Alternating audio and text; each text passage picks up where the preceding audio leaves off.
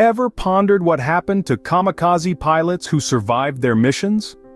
These men, part of the Japanese special attack units during the Second World War, were given an assignment of immense gravity.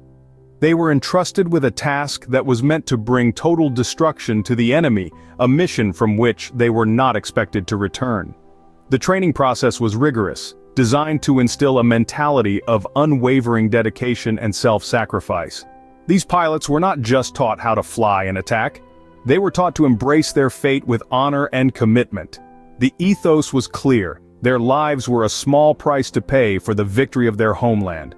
Every fiber of their being was conditioned to believe in the nobility of their mission. Their duty to their country was paramount, outweighing the instinct for survival. The honor of their families, their communities, their nation rested on their young shoulders. Imagine being a kamikaze pilot, about to embark on a mission you know you won't return from. Picture this, you're in the cockpit, ready to dive into the fray. Your heart is pounding in your chest like a war drum, matching the rhythm of the roaring engine beneath you.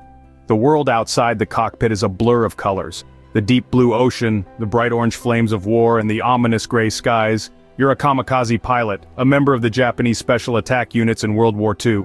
Your mission is clear and daunting, to bring total destruction to the enemy. The honor of sacrificing your life for your country weighs heavily on your shoulders, a burden that both crushes and empowers you. As you approach your target, the adrenaline courses through your veins, amplifying your senses. The world seems to slow down, every detail sharp and clear. The enemy ship looms large in your sights, its defenses ready and waiting. Anti-aircraft guns pepper the sky with deadly fire, a storm of steel and smoke. Yet your resolve is unshaken. You are determined to fulfill your duty, no matter the cost. You steer your aircraft towards the ship, ready to trade your life for the victory of your homeland.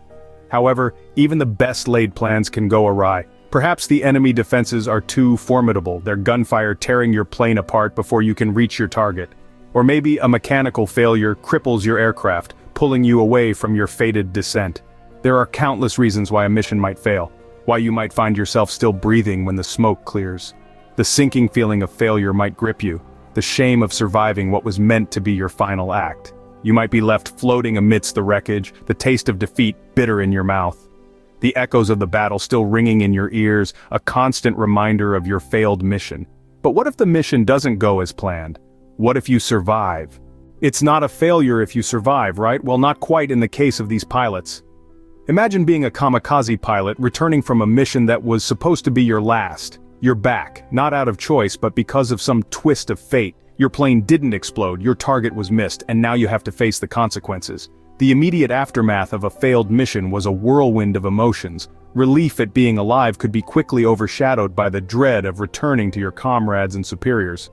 The reception was far from warm. There was no hero's welcome or pats on the back. Instead, the air was thick with a sense of disappointment and disgrace. After all, in the eyes of their comrades, these pilots had failed to fulfill their duty. They had failed to bring victory to Japan. The treatment of these pilots was harsh, to say the least. They were shunned, looked down upon, and often treated with contempt. The shame associated with survival was immense. It was as if they had committed a grave sin by returning alive, by not giving up their lives for the cause.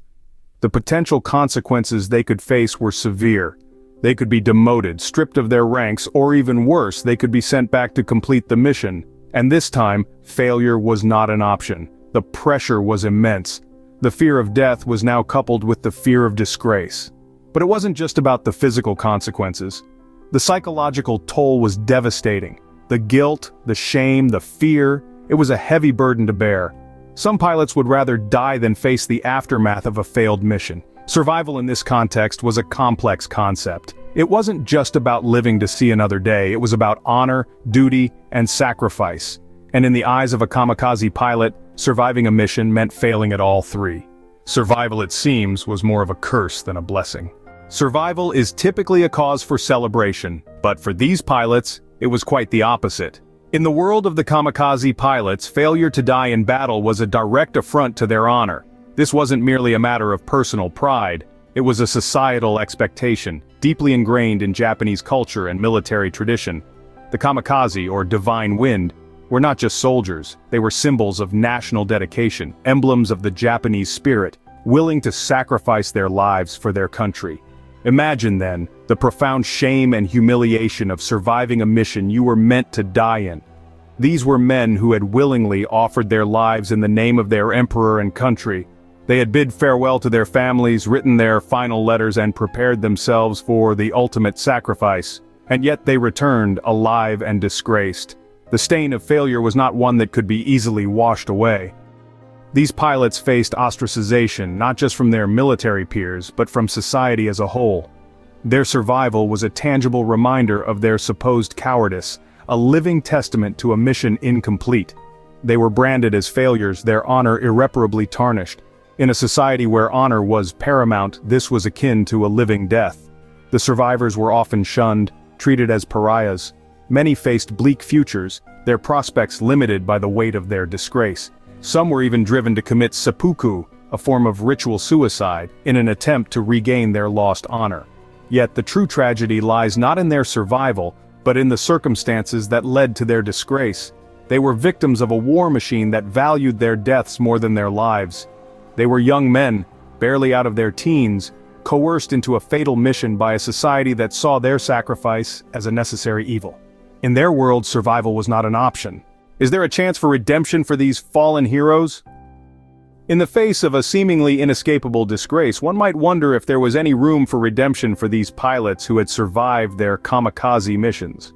Well, the answer isn't as straightforward as you might think. In some instances, these pilots were given another shot at a kamikaze mission. It's almost unimaginable, isn't it? Being handed another opportunity to face the very ordeal you miraculously survived. But such was the nature of their duty and devotion to their homeland. However, not all surviving kamikaze pilots were reassigned to suicide missions. Some were given other duties far away from the front lines.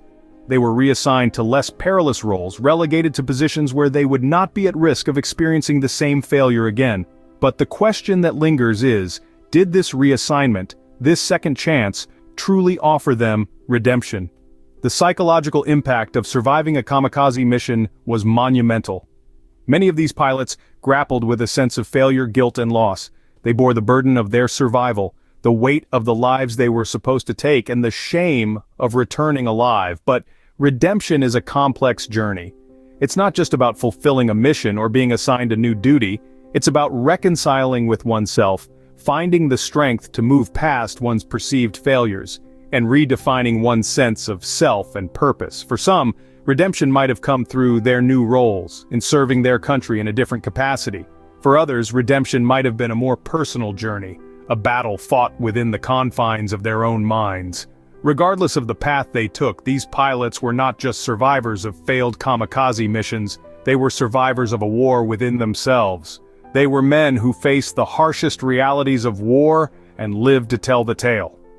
Even in disgrace, there was a glimmer of hope for redemption. So, what happens to a kamikaze pilot who survives? It's a complex answer indeed. We've journeyed through the intricate narrative of these pilots. We've understood their assignment, a mission so dire that its success meant their end.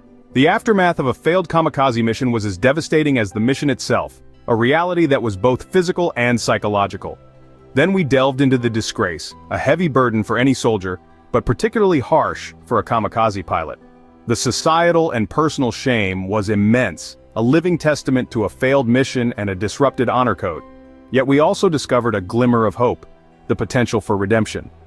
Despite the weight of their failure, these pilots had the chance to regain their honor, to find a new purpose, and to contribute to a world beyond the realm of war. A kamikaze pilot's survival was a complex tale of honor, shame, and potential redemption, a story of courage and sacrifice that goes beyond the battlefield.